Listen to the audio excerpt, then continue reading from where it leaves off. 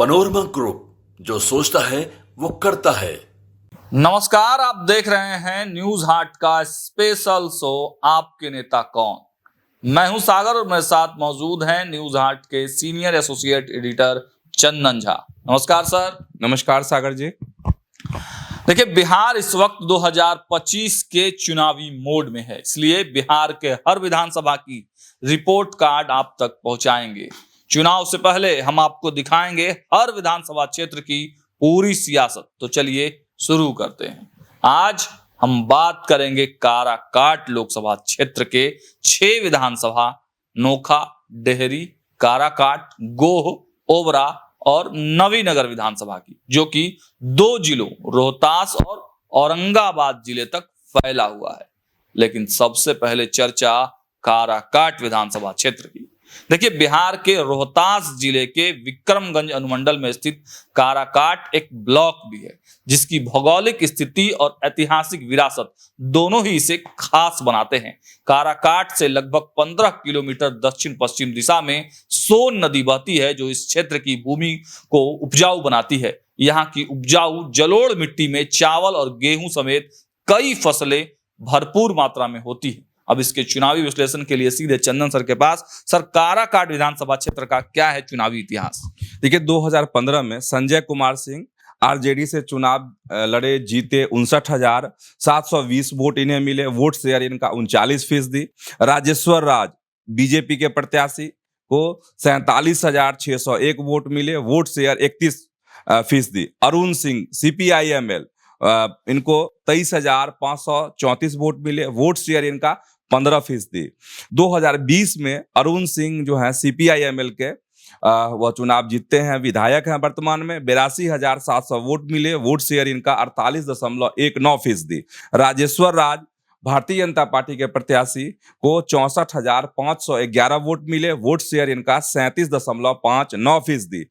अमित कुमार सिंह जो हैं वह भी चुनाव लड़े। राष्ट्रवादी जनलोक पार्टी, सत्या ये पार्टी का नाम है, और 5,645 वोट इन्हें मिले। वोट शेयर इनका 3.29%। और सर, जातिगत समीकरण क्या है यहाँ का? यहाँ 17.61% जो है अनुसूचित जाति के मतदाता हैं।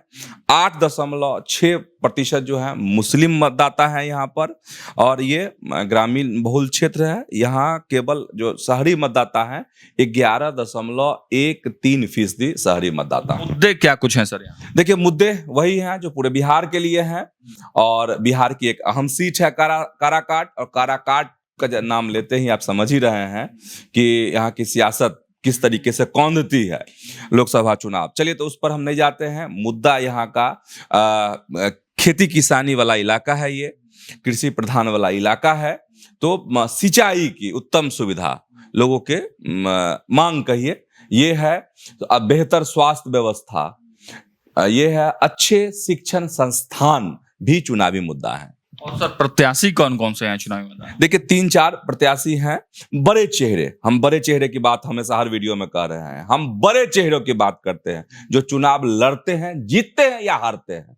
तो अरुण सिंह महागठबंधन से, और भाजपा से राजेश्वर राज, और इधर अमित कुमार सिंह के नाम की भी चर्चा कि वह भी चुनाव लड़ सकते। ज्योति सिंह, पवन सिंह की पत्नी, भी यहां से चुनाव लड़ सकती हैं, और लेकिन वो थोड़ा उधेड़बुन में है।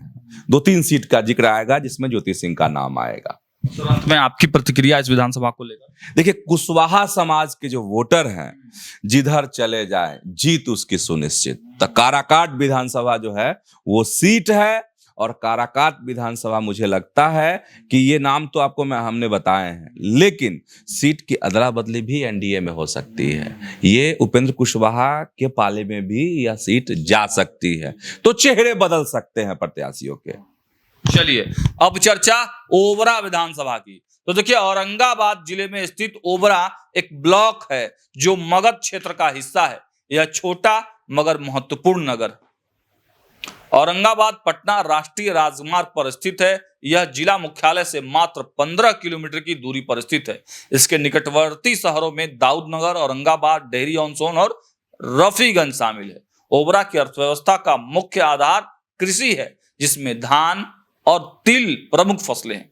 कृषि के अतिरिक्त यह कस्बा कालीन यानी कि कारपेट और कंबल उद्योग के लिए भी प्रसिद्ध है। यहाँ कालीन बुनाई की परंपरा है, 15वीं शताब्दी से चली आ रही है, जबकि कंबल निर्माण की परंपरा भी 100 वर्षों से अधिक पुरानी है।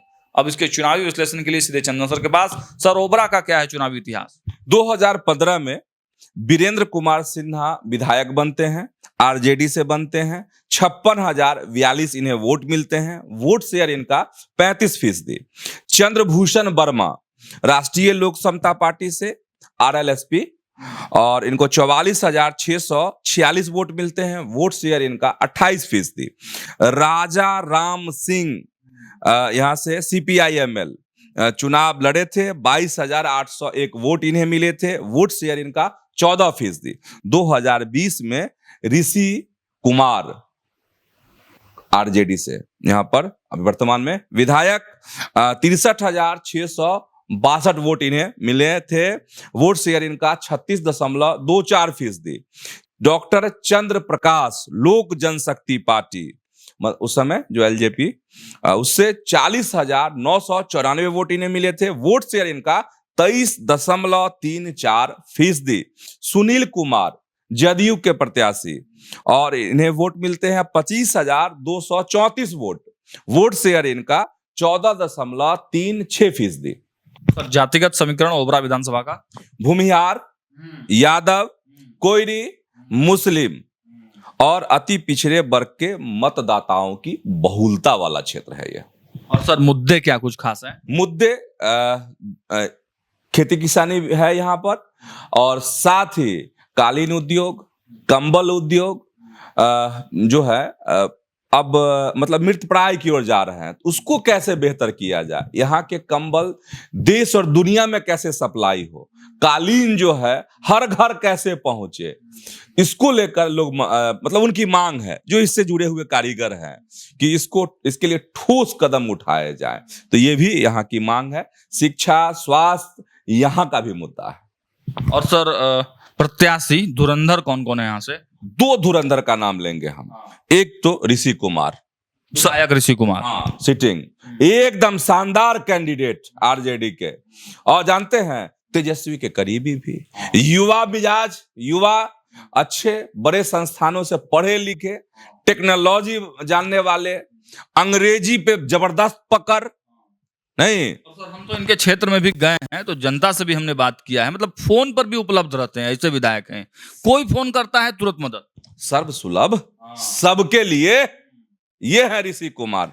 तो सबसे, और इनका समीकरण बहुत मजबूत, ऋषि कुमार का, जदयू से सुनील कुमार, आमने सामने की टक्कर। और साथ ही डॉक्टर चंद्र प्रकाश लोक जनशक्ति पार्टी रामविलास लड़े थे, तो यह भी चुनावी मैदान में कूदेंगे। कैसे कूदेंगे, क्या करेंगे, निर्दलीय लड़ेंगे, कहीं से टिकट झपट लेंगे, हम नहीं जानते, वही जानते होंगे, ठीक है, लेकिन चुनावी समर में कूदेंगे। अंत में आपकी राय सर इस ओबरा पर? देखिए, यह सीट जो है काफी अहम सीट है, यादवों वाला सीट है, तब ना ऋषि कुमार जो है। और आपको इस सीट की एक और खासियत है कि महागठबंधन तो मजबूत है यहाँ पर, एनडीए के लिए चैलेंज है। एनडीए के लिए, क्योंकि ऋषि युवा, बेहतर सोच, तो कैसे एनडीए के नेता इनको चैलेंज देंगे, कैसे झपटेंगे, उनके लिए बड़ा टास्क होगा, जो भी चुनावी मैदान में होंगे। चलिए, अब आपको ले चलते हैं गोह विधानसभा। तो देखिए, बिहार के औरंगाबाद जिले के दाऊद नगर अनुमंडल के अंतर्गत आने वाला गोह भले ही एक स्वतंत्र ऐतिहासिक पहचान न रखता हो, फिर भी इसकी भूमि मौर्य और गुप्त साम्राज्यों के गौरवशाली अतीत की साक्षी रही है। शेर शाह सूरी के प्रभाव में आने के बाद यह क्षेत्र ऐतिहासिक महत्व से और भी समृद्ध हुआ। राजनीतिक दृष्टिकोण से देखें तो गोह विधानसभा क्षेत्र की स्थापना 1951 में हुई थी। चुनावी विश्लेषण के लिए सीधे चंदन सर के पास। सर, गोह का क्या है चुनावी इतिहास?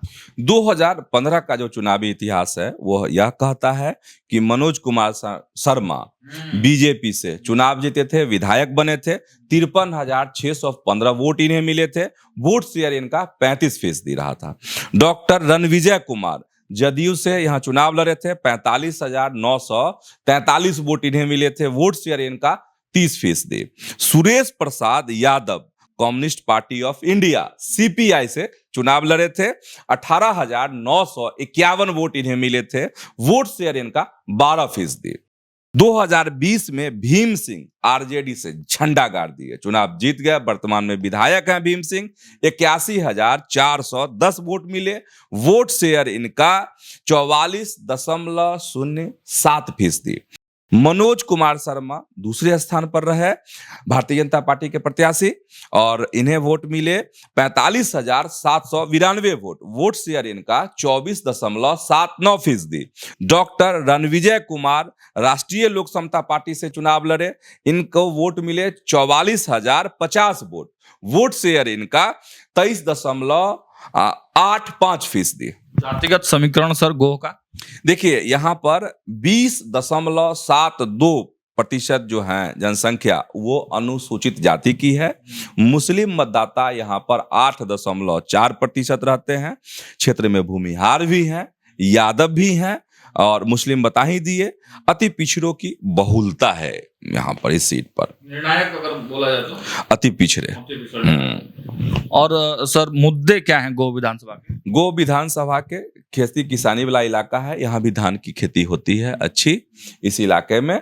और यहाँ आपको शिक्षा, स्वास्थ्य, कृषि से संबंधित किसानों की मांग, समय पर खाद नहीं मिलते, रेट बढ़ जाते, कालाबाजारी होती है, तो उसके वही मांग है कि यहाँ ऐसे विधायक बने जो लड़ाई लड़े, किसानों को सुविधा मिले, और अच्छे उद्योग की मांग है कि कोई ऐसा उद्योग हो कि लोगों का पलायन नहीं हो इस इलाके से, रोजगार बढ़े इलाके में, उसके लिए उद्योग की जरूरत है। और शिक्षा, स्वास्थ्य तो हर जगह मुद्दा है ही। और तो लड़ाके कौन कौन है? 2 बड़े लड़ाके का नाम लूंगा मैं इस सीट पर, तीसरा कोई नहीं, एकदम भीम सिंह आरजेडी सिटिंग विधायक।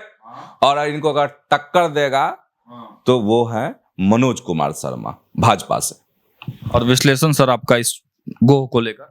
देखिए गोह में क्या है ना कि लगातार अगर चुनाव दर चुनाव देखिएगा तो कांटे की टक्कर यहाँ पर रही है, बहुत बड़ा फासला नहीं रहता है। और मतलब ऐसा जातीय समीकरण इतना जटिल है कि कौन प्रत्याशी उलझ जाए, क्योंकि अब भीम सिंह सोच रहे होंगे कि हम जीत गए फिर मारेंगे ना, दावा नहीं इस पर। अरे जातीय समीकरण ही ऐसा है कि इधर से उधर अगर एक जात का भी हुआ तो कहानी खत्म, ठीक है। तो जटिलता है यहाँ पर, तो देखते हैं उस जटिलता को कौन सुलझाता है। मजबूत प्रत्याशी है, बिल्कुल मजबूत है, विधायक भी रहे हैं, ठीक है, मजबूत है, बड़ा चेहरा है भाजपा के। और सबसे इस जटिलता को, जो जातीय समीकरण का जो जटिलता जो साध लेगा, जो सुलझा लेगा, जीत उसकी पक्की। अब बात नवीनगर विधानसभा क्षेत्र की, तो देखिए नवीनगर बिहार के मगध क्षेत्र में स्थित एक प्रखंड है जो औरंगाबाद जिले का हिस्सा है। यह न केवल ऐतिहासिक रूप से महत्वपूर्ण है बल्कि राजनीतिक रूप से भी काफी खास रहा है। स्वतंत्रता संग्राम सेनानी और बिहार के पहले उप मुख्यमंत्री एवं वित्त मंत्री अनुग्रह नारायण सिन्हा की विधानसभा सीट भी यही रही है। नवीनगर औरंगाबाद और पलामू जिलों की सीमा पर स्थित है। इसे पश्चिम में झारखंड का हुसैनाबाद जो कि पलामू जिला में स्थित है। यह नगर आज एक बड़े बदलाव की कगार पर है, जिसका श्रेय 2 प्रमुख विद्युत परियोजनाओं को जाता है। अब इसके विश्लेषण के लिए सीधे चंदन सर के पास। सर क्या है यहाँ का चुनावी इतिहास? 2015 में नवीनगर से वीरेंद्र कुमार सिंह जदयू से विधायक बने थे। 42,035 इन्हें वोट मिले थे। वोट शेयर इनका 31%। गोपाल नारायण सिंह कद्दावर चेहरा, प्रदेश अध्यक्ष भी रह चुके हैं भाजपा के, प्रत्याशी थे यहाँ पर। 36,774 वोट इन्हें मिले थे। वोट शेयर इनका 27%। विजय कुमार सिंह निर्दलीय प्रत्याशी के तौर पर इन्होंने अच्छे वोट लाए, कितना तो 22,053 वोट लाए थे। इनका वोट शेयर 16% था। 2020 में विजय कुमार सिंह यहाँ से आरजेडी के प्रत्याशी होते हैं और चुनाव जीत जाते हैं। वर्तमान में विधायक हैं। 64,943 वोट इन्हें मिले। वोट शेयर इनका 40.68%। वीरेंद्र कुमार सिंह जदयू के प्रत्याशी 44,822 वोट मिले। वोट शेयर इनका 28.07%। और इधर धर्मेंद्र कुमार राष्ट्रीय लोक समता पार्टी से चुनाव लड़े थे, 23,490 वोट इन्हें मिले। वोट शेयर इनका 14.71%। जातिगत समीकरण यहाँ का अनुसूचित जाति मतलब एससी यहाँ पर 24%, अत्यंत पिछड़ा वर्ग मतलब ईबीसी यहाँ पर 36%, अन्य पिछड़ा वर्ग मतलब ओबीसी यहाँ पर 27%, मुस्लिम मतदाता 15% यहाँ पर। और इस क्षेत्र में आपको राजपूत भी हैं, भूमिहार अगर जाति में जानना चाहते हैं तो यादव भी हैं, कोयरी भी हैं, और मुस्लिम का तो जिक्र कर ही चुके हैं। मुद्दे सर कौन है? मुद्दे यहाँ के वही मुद्दे हैं जो आसपास के विधानसभा क्षेत्रों के हैं, और यहाँ भी कृषि किसानी को लेकर मांग की बेहतर हो, सिंचाई की सुविधा बेहतर हो, अच्छे अस्पताल की दरकार, और अस्पताल जो हैं वहाँ बहुत बेहतर इक्विपमेंट्स नहीं है, इक्विपमेंट्स की दरकार, अच्छे विशेषज्ञ डॉक्टरों की दरकार, अच्छे शिक्षण संस्थान की दरकार, उद्योग की जरूरत, रोजगार, पलायन यहाँ का मुद्दा है, तो उसके लिए उद्योग चाहिए। और सर जो धुरंधर कौन कौन यहाँ से तैयारी में? देखिए, विजय कुमार सिंह महागठबंधन राजद के प्रत्याशी होंगे, ताल ठोकेंगे, इसको मान के चलिए। जदयू से वीरेंद्र कुमार सिंह अपनी मतलब मजबूत दावेदारी पेश कर रहे हैं, लेकिन एक बात है अंदर खाने की, बता ही देते हैं। भाजपा इस सीट को अपने पाले में लेना चाहती है, ये है। और भाजपा के पाले में अगर सीट आती है तो एक मजबूत दावेदारी है। गोपाल नारायण सिंह के पुत्र त्रिविक्रम सिंह चुनाव में उतर सकते हैं। इस चुनाव में भाजपा के हाँ बड़े नाम है। अगर बीजेपी के खाते में आती है, एकमात्र कैंडिडेट यहाँ पर वो होंगे त्रिविक्रम सिंह। अब इस विधानसभा को लेकर आपके क्या राय है सर? विधानसभा के राय अगर कहिएगा तो पवन सिंह की पत्नी कहती है यहाँ नहीं वहां नहीं तो नबीए नगर, तो अभी तक उनका पूरा क्लियर नहीं हो पाया जब तक हम इस स्पेशल शो को रिकॉर्ड कर रहे हैं। तो उनका भी है अपना यहाँ पर। और देखिए, आरजेडी की मजबूत जो है कमजोर नहीं है, पकड़ है। जो भी लड़े, भाजपा के पाले में जाए, जदयू के पाले में जाए, बहुत मेहनत करने वाली सीट है, मेहनत करनी होगी आरजेडी से इस सीट को छीनने के लिए। चलिए अब बात नोखा विधानसभा की। तो देखिए, नोखा विधानसभा सीट रोहतास जिले में आती है। नोखा बिहार के रोहतास जिले का एक छोटा सा शहर है। यह बिहार में चावल मिलों की संख्या के कारण उबले चावल के उत्पादन का एक प्रमुख केंद्र के रूप में भी प्रसिद्ध है। चावल मिलें कभी इसी अर्थव्यवस्था का एक बड़ा हिस्सा हुआ करती थी। यहाँ रहने वाले लोग रोजी रोटी के लिए पूरी तरह से कृषि पर निर्भर हैं। चुनावी विश्लेषण के लिए चंदन सर के पास क्या है चुनावी इतिहास सर? यहाँ 2015 में अनीता देवी आरजेडी से यहाँ चुनाव जीती थी, विधायक बनी थी। 72,780 वोट मिले थे। वोट शेयर इनका 52%। रामेश्वर प्रसाद भारतीय जनता पार्टी के प्रत्याशी थे, 49,782 वोट मिले थे। वोट शेयर इनका 35%। राजेंद्र सिंह बहुजन समाजवादी पार्टी से चुनाव लड़े थे, बीएसपी से, 4,101 वोट इन्हें मिले थे। वोट शेयर मात्र 3%। 2020 में अनीता देवी फिर से चुनाव जीत जाती हैं राजद से, 65,690 वोट इन्हें मिलते हैं। वोट शेयर इनका 44.15%। नागेंद्र चंद्रवंशी जदयू के प्रत्याशी, 48,018 वोट इन्हें मिले। वोट शेयर इनका 32.27%। डॉक्टर कृष्ण कबीर लोक जनशक्ति पार्टी से यहाँ चुनाव लड़े थे, एलजेपी से, 12,313 वोट इन्हें मिले थे। इनका वोट शेयर 8.28%। जातिगत समीकरण सर 17.29% जो यहाँ फीसदी जो है आपको अनुसूचित जाति एससी मतदाताओं की संख्या है। 0.07% अनुसूचित जनजाति की भी आबादी है। तो ये खास चिन्हित करने वाले कह सकते हैं यहाँ पर आबादी है। जातीय समीकरण जो है ना यहाँ पर अनुसूचित मतलब एससी जिधर झुक जाए सत्ता उसकी, जीत उसकी। और सर यहाँ के चुनावी मुद्दे? देखिए, चुनावी मुद्दे अगर कहेंगे नोखा के लिए, चावल उद्योग के लिए जाना जाता है, आपने जिक्र भी किया है। और ये सबसे अधिक राइस मिल इसी इलाके में, इसी विधानसभा क्षेत्र में कभी मिले हुआ करती थी। यह गौरव इसी क्षेत्र को प्राप्त था, लेकिन मौजूदा स्थिति बदल गई है और आज के समय में अधिकतर राइस मिलें यहाँ बंद हो गई हैं। मतलब रोजगार का बड़ा संकट यहाँ पर, पलायन, दिल्ली, मुंबई, पंजाब, कलकत्ता, समझ रहे हैं ना पलायन का मतलब, हैं? दक्षिण भारत, तमिलनाडु, बेंगलुरु, यहाँ के लोग रोजगार के लिए जाते हैं। तो ये सबसे बड़ा सवाल है, सबसे बड़ा मुद्दा है। 83 और चीनी मिल उद्योग यहाँ पर लगे, फिर से चीनी मिल ये हो, धान की खेती वाला इलाका है ये, तो कृषि की सुविधाएं, यह भी मुद्दा, स्वास्थ्य, अपराध, ये सब भी यहाँ पर मुद्दा है चुनावी। लोगों के मन में सवाल पैदा कर रहे हैं। सवाल अगर पैदा करेंगे तो प्रत्याशी जाएंगे तो सवाल करेंगे ना। प्रत्याशी कौन कौन है सर यहाँ से? अनीता देवी, नागेंद्र चंद्रवंशी और डॉक्टर कृष्ण कबीर, ये तीनों चुनाव लड़ेंगे, इसकी चर्चा है क्षेत्र में। विधानसभा को लेकर आपकी क्या राय है सर? देखिए, राजद का जो किला है, इस किले को ढा देना आसान नहीं है, ठीक है। एनडीए को यहाँ के लिए, इस विधानसभा क्षेत्र के लिए विशेष रणनीति बनानी होगी, तभी जो है इस सीट पर एनडीए को फतह मिल सकती है। चलिए अब बात करेंगे डेहरी विधानसभा क्षेत्र की। डेहरी, जिसे आमतौर पर डेहरी ऑन सोन कहा जाता है, बिहार के रोहतास जिले का एक ब्लॉक, सोन नदी के किनारे बसा हुआ यह शहर अपने प्रमुख रेलवे जंक्शन और दिल्ली कोलकाता राजमार्ग पर स्थित होने के कारण राजनीतिक दृष्टि से महत्वपूर्ण है। डेहरी के पड़ोस में स्थित डालमिया नगर का इतिहास इस बात का जीता जागता उदाहरण है कि कानून व्यवस्था की विफलता किस प्रकार औद्योगिक विकास को विनाश की ओर ले जा सकती है। आज डेहरी में कुछ छोटे उद्योग जैसे आरा मिल, घी प्रोसेसिंग इकाइयां, प्लास्टिक पाइप, बल्ब और फुटवियर निर्माण इकाइयां संचालित है, लेकिन ये डालमिया नगर की पूर्व प्रतिष्ठा के सामने फीके पड़ते हैं।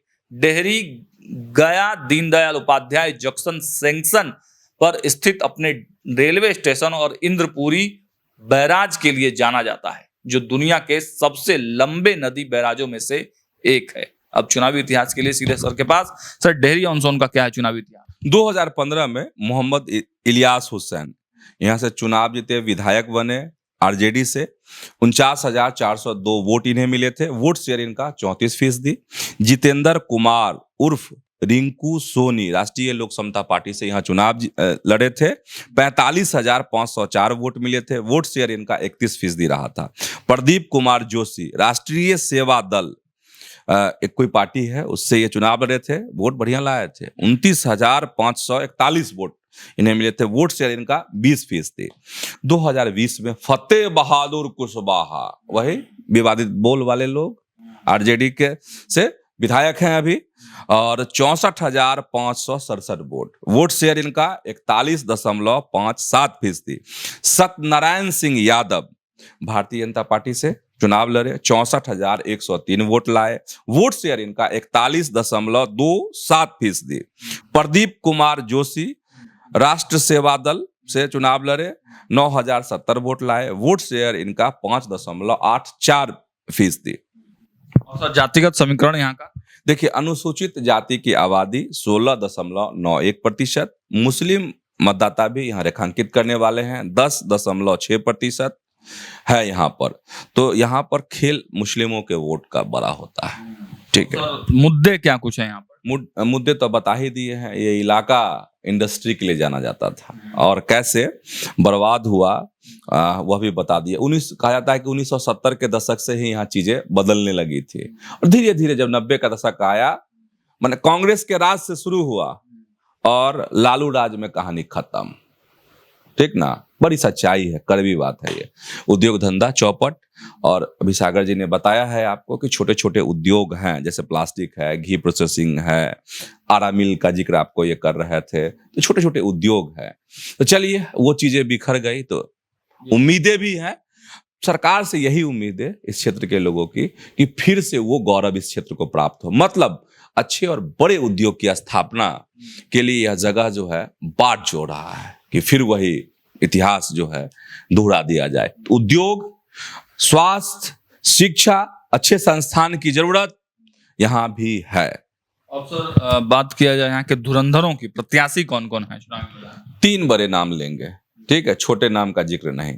3 बड़े जो योद्धा हैं, फतेह बहादुर कुशवाहा, स्वाभाविक दावेदारी आरजेडी से है इनकी, तो ये हो सकते हैं। सत्यनारायण सिंह यादव इनको चुनौती दे सकते हैं एनडीए की तरफ से। एक अलग तरह का एंगल लग रहा है, कहीं ज्योति सिंह ना बना दे फिर पवन सिंह की पत्नी। अच्छा। हाँ, उनको है कि यहाँ नहीं वहां नहीं तो लास्ट में यहाँ तो लड़बे करेंगे, ठीक है। तो पवन सिंह की पत्नी है, अब देखिए कैसी हवा बनती है, क्या बनता है। हवा तो पिछले बार लोकसभा में खराब बनी थी, एनडीए के दृष्टिकोण से खराब बनी थी, महागठबंधन के लिए बढ़िया।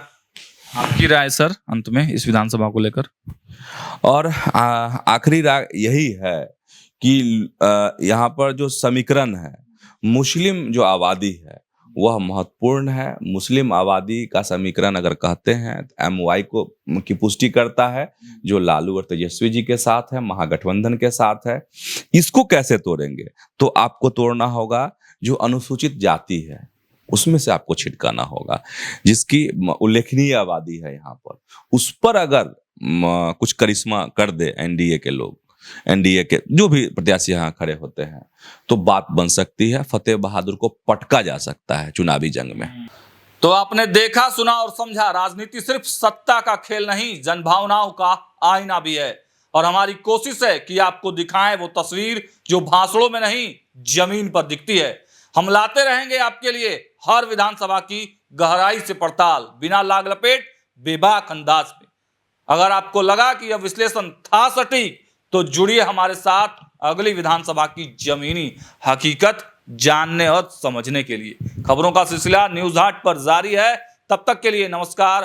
हंसते रहिए, मुस्कुराते रहिए और देखते रहिए न्यूज हाट। कमेंट बॉक्स में अपनी प्रतिक्रिया जरूर रखें, और अगर अब तक आपने हमें फॉलो और सब्सक्राइब नहीं किया है तो जल्दी से कर लीजिए, कहीं कोई इंपॉर्टेंट स्टोरी आपसे छूट न जाए। बहुत धन्यवाद।